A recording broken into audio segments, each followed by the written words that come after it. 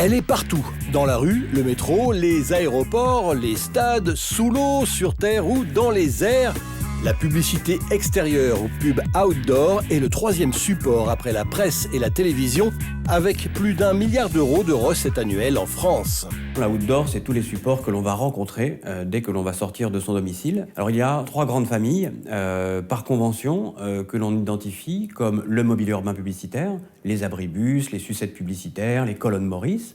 Vous avez ensuite les transports, avec la publicité dans les gares, dans les aéroports, dans le métro, par exemple. Et puis le grand format publicitaire que nous avons le long des axes de circulation et qui représente l'essentiel de la communication extérieure, auquel s'ajoutent évidemment tous les supports de type support mobile, support événementiel, qui présentent aujourd'hui une croissance assez intéressante d'ailleurs. En effet, aujourd'hui en extérieur, ce n'est pas l'affichage permanent, mais l'événementiel qui a le vent en poupe. L'événementiel, cela revient à créer ou à surfer sur un événement qui se déroule en extérieur. Et sur ce secteur, une tendance est actuellement au top, le spectaculaire. Spectaculaire comme cette très grande péniche habillée en frigo. La péniche LG, elle est très grande parce qu'on nous demande de trouver quelque chose qui évoque la naissance d'un très grand frigo. Donc on fait une très grande péniche qui fait presque 100 mètres de long et qu'on part de Rouen et qu'on remplit notre frigo qui fait 100 mètres de long et qui finit en bas de la Tour Eiffel. Pourquoi le spectaculaire ? C'est qu'entre la profusion des messages et les restrictions législatives, l'annonceur veut toujours sortir du lot et être vu. On nous demande aussi de trouver des moyens, si on parle d'affichage, trouver des moyens un peu malins d'être présent dans la ville. De plus en plus d'annonceurs se tournent vers des opérations événementielles dont ils se disent c'est celle-ci aussi qui doit faire de la différence en termes de visibilité, en termes de communication, en termes d'innovation. Voilà, on peut faire beaucoup de choses et on a une très forte demande de ce point de vue en ce moment. Exemple simple mais efficace, dans le métro de Jakarta, ces poignées en cheveux et queue de cheval servent de support publicitaire à une gamme de produits capillaires. Autre exemple, Playboy qui fait une campagne en Allemagne, qui trouve une technologie qui fait que le film papier de l'affiche devient transparent quand il pleut. Et c'est le t-shirt qui devient transparent parce que quand il pleut, on voit... Alors, la technique elle-même, mais le clin d'œil est très bien vu. on peut aussi jouer de manière temporaire avec le support 4x3 en le déformatant.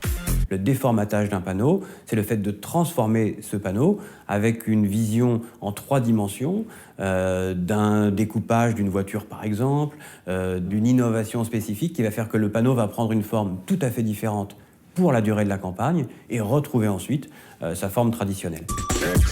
Le déformatage peut s'appliquer à tous les supports outdoor, piliers d'autoroute, peintures murales, bancs ou encore aux abribus que l'on peut transformer en aquarium de 600 litres avec de vraies truites dedans pour promouvoir une poissonnerie locale de Francfort. Abribus toujours, à Oslo, des flocons de neige se mettent à tomber pour prévenir les habitants que la station de ski d'à côté est enfin ouverte. Et puis la nuit, les afficheurs peuvent jouer avec l'éclairage d'un panneau. Nous avons développé une technologie qui permet d'avoir un éclairage à géométrie variable selon les points d'intérêt de l'affiche.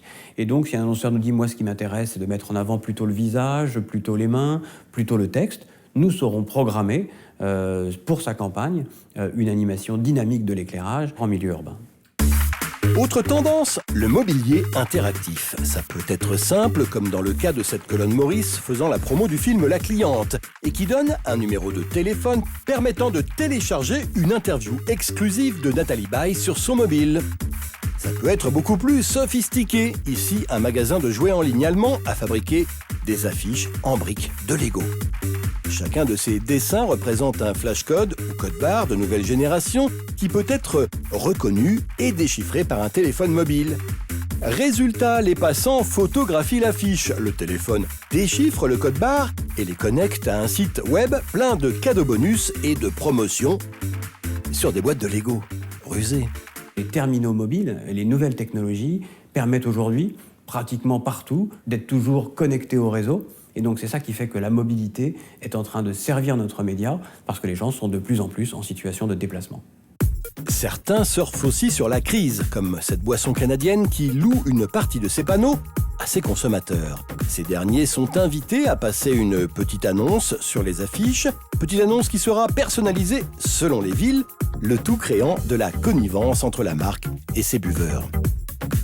Mais plus que le public direct, ce sont surtout les retombées presse et le buzz qui sont recherchés dans ce type d'opération. C'est souvent des choses qui permettent un rebond, en retombées presse notamment, ou en buzz, parce que sur le web, tout d'un coup, ça va flamber, tout le monde va nous en parler. Ah ouais, finalement, toutes ces techniques de pub outdoor à l'extérieur, elles ne servent finalement qu'à une seule chose, faire parler d'elles sur les autres médias indoor, la presse, la télé ou l'internet. Et comme ça, pas moyen d'échapper au message. Les publicitaires ont même un nom pour ça, le 360 degrés. En bon français, on pourrait appeler ça « rendez-vous, vous êtes cerné ».